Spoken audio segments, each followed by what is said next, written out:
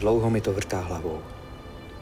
Jsou biblické příběhy pravdivé, nebo jsou to jen báje a pověsti?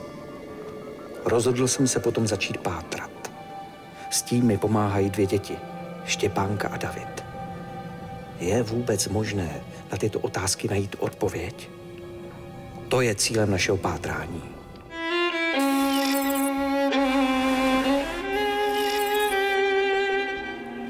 Tak to jsem zvědavá, co tady budeme dělat. No nevím, ale mohli bychom zavolat profesorovi a dozvědět se to. Tak jo. Zdravím. Tak koukám, že už jste na místě. Dneska bych chtěl, abyste vyzkoušeli jeden experiment. Už dlouho mi ten problém vrtá hlavou a není jiná cesta, jak to zjistit, než to vyzkoušet experimentálně. Tak to jsem teda zvědavá, co jsi na nás vymyslel. Dnes mám pro vás ryze vědecké zadání. Vaším úkolem bude zjistit, zda koncentrovanější prudce jedovatá látka poškodí pokusnou květinu více než jed s nižší koncentrací. Souhlasíte? Souhlasíme, jdem na to.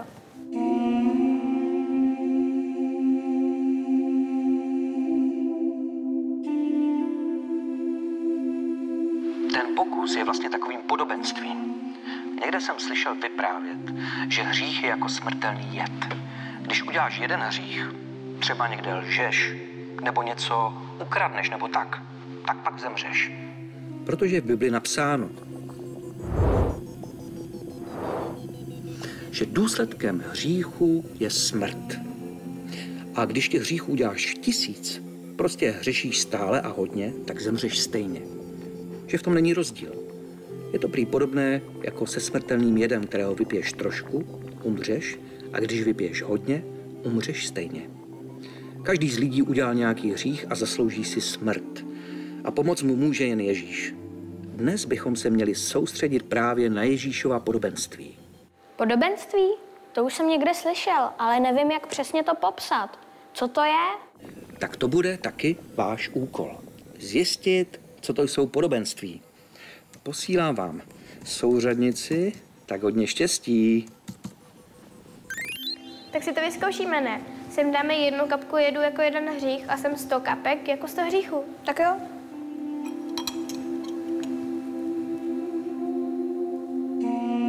Hele, ale Štěpo, 100 kapek, to bychom tady byli strašně dlouho. Půjč mi to, já tam naleju třeba půlku tohodle toho.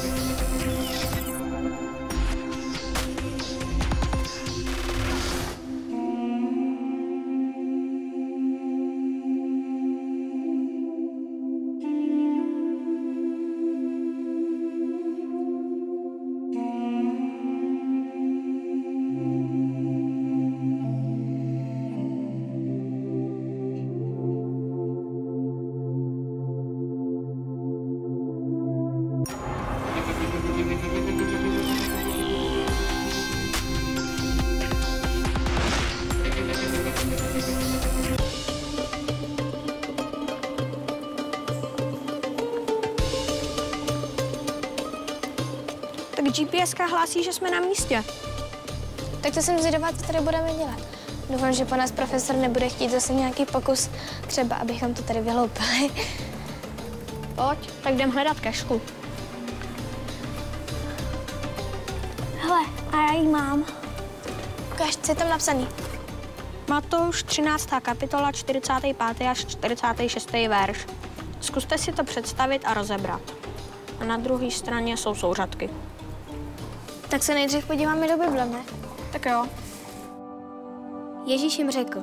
Království nebeské je, jako když jeden obchodník, který kupuje krásné perly, objeví jednu drahocennou. Jde, prodá všecko, co má a koupí ji. To je celý? Mně to připadá nějaký krátký. Hele, Štěpo, zajímalo by mě, kolik takový perly doopravdy stojí. Tak možná proto jsme před klanotnictvím, ne? Budeme se zeptat dovnitř. Tak jo. Dobrý den. Dobrý den. Dobrý den. Máte přání? Můžu se vás zeptat, prodáváte perly? Prodáváme perly přes 20 let, já mám strašně ráda a jsou to různý typy perel, které by vás zajímaly. Zajímáme se o všechny. Jaké jsou druhy perel? Tak perly jsou buď pravý, anebo uměle pěstovaný, říká se jim kultivovaný perly. A vlastně je to 98% zhruba na trhu těch kultivovaných a ty pravý, ty už na trhu téměř nejsou, ty se prodávají pouze na aukcích. Můžu si na ní šáhnout? Určitě podívej se, je to krásný a tajemný. Kolik stojí nejdražší perla světa? No, nejdražší perla na světě je zároveň největší perlou na světě. Byla vylovena u Filipínských ostrovů Potapičem v roce 1934 a náčelník toho ostrova ji v roce 1936 věnoval lékaři za vyléčení svého syna z malárie a jeho potomci v roce 1980 ji prodali za $200,000 obchodníkovi z Beverly Hills, klenotníkovi přímo, ale její skutečná hodnota v té době byla $40 milionů. Tohle to jsou všechno filipínské perly. Tam, kde byla nalezená ta nejvzácnější perla. Tak podle toho, co jsme slyšeli od té paní, to do toho našeho příběhu docela sedí. Perly můžou stát celý mění.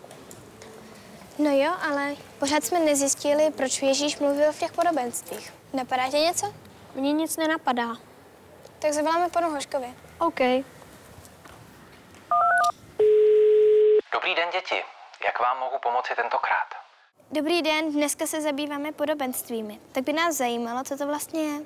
Podobenství je nějaký příměr nebo přirovnání, často formou příběhu, kdy se třeba učitel pokouší vysvětlit žákům nějakou složitější skutečnost a tak ji přirovná k něčemu, co si děti dokážou představit. Třeba řekne, děti, představte si atom jako malinkou kuličku, nebo představte si světelný paprsek jako zářivou čáru. A děti, ačkoliv nechápou úplně všechno, co jim pan učitel chce vyložit, tak alespoň dostanou docela dobrou představu a už pro ně ten pojem není úplně tajemný. Takto fungují podobenství a tento význam mají podobenství i v Bibli, v Novém zákoně. Tak vám moc děkujeme. Tak a my se přesuneme na další místo, protože mi přišla SMS-ka od profesora se souřadnicema. Tak jdem.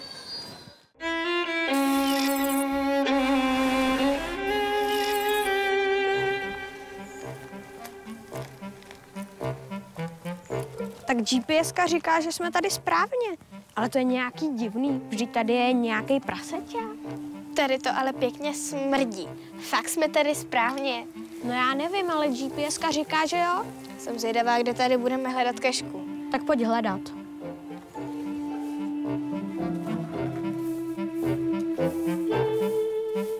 Hele, Davide, mami. Jo? Jo. Co tady je? Lukáš 15:11. Tak to je asi odkaz na Bibli, ne? Tak se tam hned juknem. Ježíš vyprávěl podobenství. Jeden člověk měl 2 syny. Ten mladší řekl otci: Otče, dej mi díl majetku, který bych zdědil, až zemřeš. Otec byl zarmoucen, ale rozdělil jim své jmění. Po několika dnech mladší syn vše ze svého dílu rozprodal a odešel do daleké země. Tam všechny peníze velmi rychle rozházel. Když všechno utratil, nastal v té zemi velký hlad a on měl nouzi. Podařilo se mu najít si práci u jednoho farmáře. Ten ho poslal pást vepře. To byla pro Židy ta nejpotupnější práce.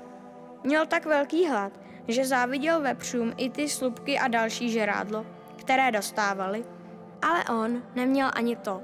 Vzpomněl si, jak si i obyčejní služebníci v domě jeho otce mají dobře a velmi litoval, že otcův dům opustil. Řekl si: vstanu, vrátím se tam a řeknu tátovi: Otče, zhřešil jsem proti tobě i proti Bohu. Nejsem už hoden nazývat se tvým synem, ale přijmi mě prosím alespoň jako jednoho ze svých služebníků. Vstal a šel do své země ke svému otci. Když byl na dohled od otcova domu, otec ho spatřil a pohnut lítostí mu běžel naproti. Objal ho a políbil. On řekl: Otče, zhřešil jsem a nejsem už hoden nazývat se tvým synem. Ale otec ho zarazil. Poručil služebníkům, aby přinesli nejlepší oděv a boty a připravili velkou hostinu. Otec měl velkou radost a řekl: tento můj syn byl mrtev a zase žije. Ztratil se a je nalezen. A všichni se velmi radovali.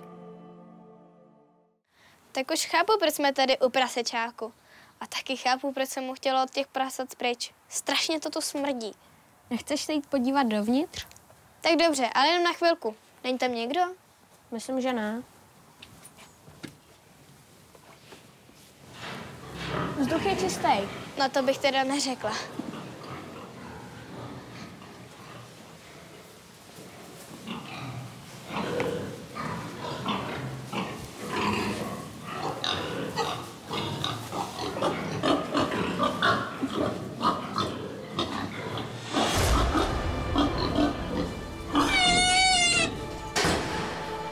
Davide.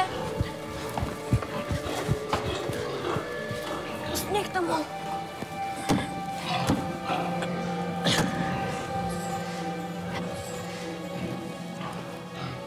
Tohle je poslední výzva.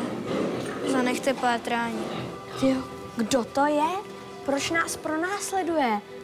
Proč nám posílá výhružní dopisy? Dobrý den. Děti, co tady děláte? Kdo vás jsem zavřel?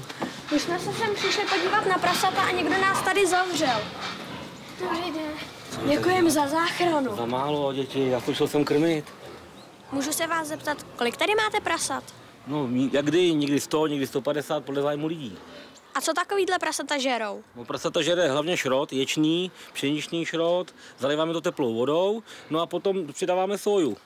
A myslíte si, že v nějaké situaci by tohle mohl jíst i člověk? No já si myslím, že by mohl, ale že by to muselo být hodně špatně.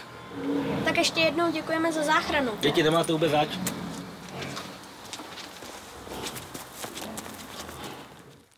Taky mě napadlo jedno podobenství.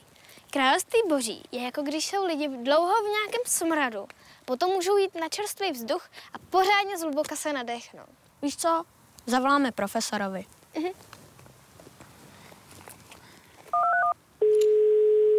A to jste vy? Nejsem ještě připravený. Mám tu rozdělaný jeden experiment. Zase budete někoho trávit? Tentokrát ne. Já chci experimentálně ověřit podobenství, že boží království, jako když kvasnice, vmísené do 3 mis mouky, všechno těsto prokvasí. A co chceš na tom pokusu ověřit? Co to vlastně znamená?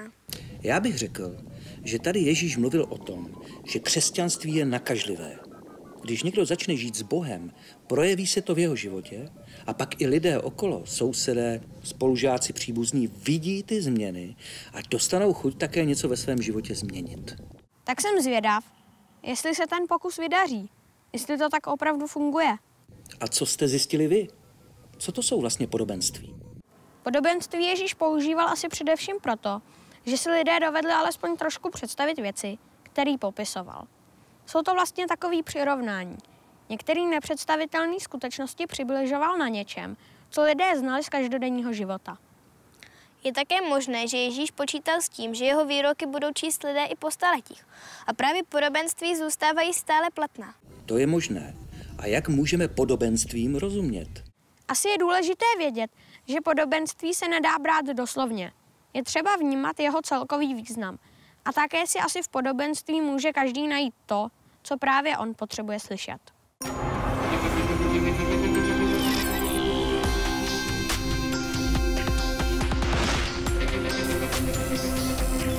No a poslední otázka. Měli jste za úkol nějak rozvést podobenství o perle. Tak jak jste si s tím poradili? Chceš to slyšet celé? No jasně. Tak poslouchej. Jeden bohatý obchodník se procházel po ulici města, kam přijel na návštěvu. Prohlížel si výlohy v obchodech.